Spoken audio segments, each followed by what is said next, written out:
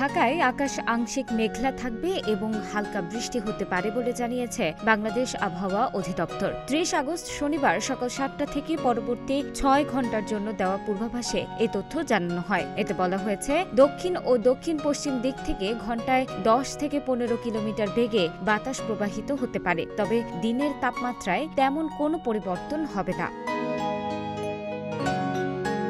পূর্বাভাসের তথ্য অনুযায়ী সকাল ৬টায় তাপমাত্রা ছিল ২৭.৫ ডিগ্রি সেলসিয়াস এবং বাতাসের আর্দ্রতা ৮৯%। এর আগের দিন ঢাকায় সর্বোচ্চ তাপমাত্রা ছিল ৩৪.২ ডিগ্রি সেলসিয়াস এবং সর্বনিম্ন ২৭.৩ ডিগ্রি সেলসিয়াস। গত ২৪ ঘন্টায় বৃষ্টিপাত হয়েছে মাত্র ২ মিলিমিটার।